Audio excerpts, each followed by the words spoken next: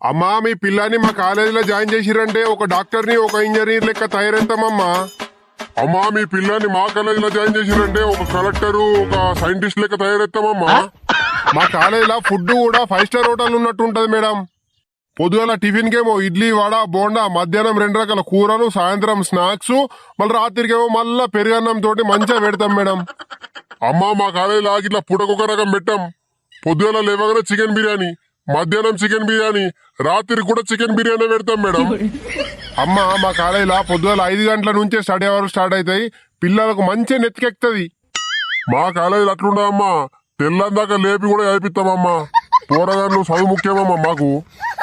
ఓ sir, మా పోరడికి 4 వస్తే అక్షరం ముక్క రాదు.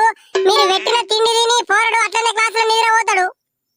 ఏం పర్లేదమ్మా, పిల్లలకు నిద్రస్తే హాయిగా బెంచ్ల మీద కూడా వాడుకోవచ్చు. ఫ్యాన్లు కూడా మొన్ననే ఫిట్ చేయించినాం కొత్తయి. అమ్మా మా కాలేజీలకు మొన్ననే కొత్త కూలర్లు తెచ్చినామమ్మా, పిల్లల నిద్ర డిస్టర్బ్ కావద్దని. మీ కాలేజీ చల్లగుండా మీ కాలేజీ పేరు కోసం మా పోరాళ్ళని గింతగానో అవస్థ పెడతారా? ఏ హైదరాబాద్ వద్దు మనద్దు, ఈయన నిర్మల్ని అయిపిస్తా నేను. అమ్మా అట్లా కాదమ్మా, ఒకసారి చెప్పేది నువ్వు. ఏ మీరు ఎంత మొత్తుకున్నా నేను ఈయన నిర్మల్ని అయిపిస్తా. నడుచుకోండి సారు, మీరు ఇవరాగా చెప్పిన సోది ఆడు నడుచుకోండి.